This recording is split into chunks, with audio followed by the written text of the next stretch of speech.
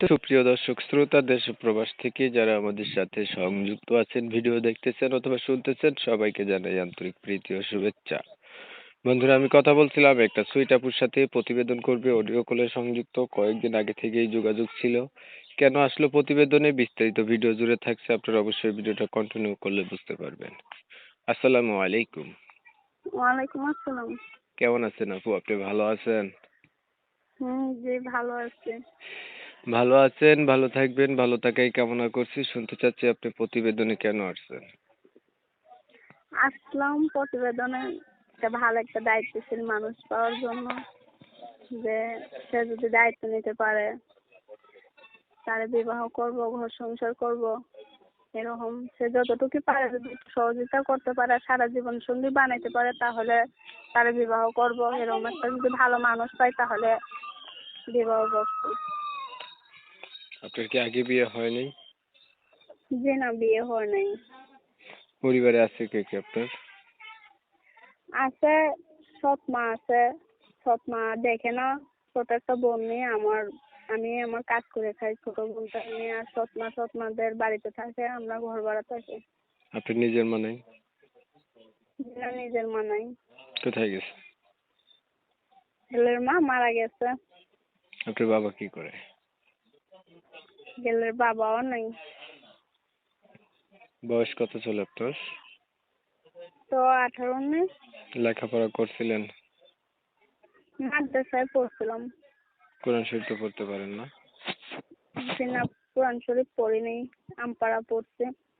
লেখাপড়া করছেন, কোরআন শরীফ পড়েন নাই?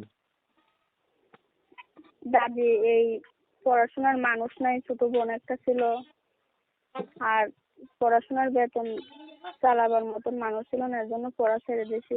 এখন বর্তমান ছোট বোন পড়তেছে, কোরআন শরীফ পড়ে, ছোট বোন পড়ে।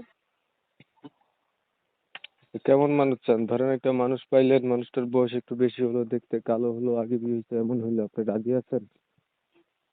কে?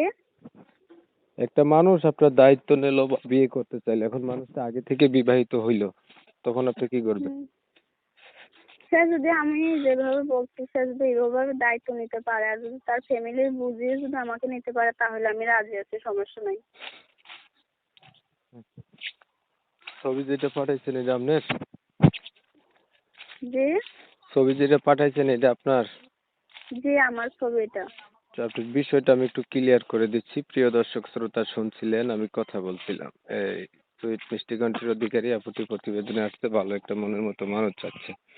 বলে রাখা ভালো, ওনার পরিবার সম্পর্কে জানতে গিয়ে জানলাম ওনার বাবা মা কেউ নেই, সৎমা আছে। তো সৎমার কাছে থাকে না, ওনারা হচ্ছে আলাদা বাসা করে থাকে আর কি। এখন প্রতিবেদনে এসে চাইতেছে একটা ভালো মনের মতো মানুষ, ওনার কিন্তু বিয়ে হয় নাই। উনি যদি ভালো একটা মানুষ পায়, জীবন সাথী করবে। তো আমি ওনার কথাগুলো তুলে ধরার চেষ্টা করলাম আপনাদের মাঝে। শুনে যাদের কাছে ভালো লাগবে অবশ্যই ওনার সাথে যোগাযোগ করবেন। অনেক সময় নিয়ে ভিডিও দেখছেন, আমার পাশে ছিলেন, সবাইকে জানাই এমএসকে টিভির পক্ষ থেকে অসংখ্য অসংখ্য ধন্যবাদ। সে যদি, আমি যেভাবে বলছি, সে যদি এইভাবে দায়িত্ব নিতে পারে, আর যদি তার ফ্যামিলির বুঝিয়ে যদি আমাকে নিতে পারে, তাহলে আমি রাজি আছি, সমস্যা নাই। ছবি যেটা পাঠাইছেন এটা আপনার? জি। ছবি যেটা পাঠাইছেন এটা আপনার? জি, আমার ছবি এটা। তো আপনার বিষয়টা আমি একটু ক্লিয়ার করে দিচ্ছি। প্রিয় দর্শক শ্রোতা, শুনছিলেন আমি কথা বলছিলাম, এই সুইট মিষ্টি কণ্ঠের অধিকারী আপুটি প্রতিবেদনে আসতে ভালো একটা মনের মতো মানুষ চাচ্ছে। বলে রাখা ভালো, ওনার পরিবার সম্পর্কে জানতে গিয়ে জানলাম ওনার বাবা মা কেউ নাই, সৎমা আছে।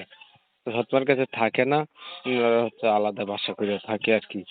এখন প্রতিবেদনে এসে চাইতেছে একটা ভালো মনের মতো মানুষ, ওনার কিন্তু বিয়ে হয় নাই।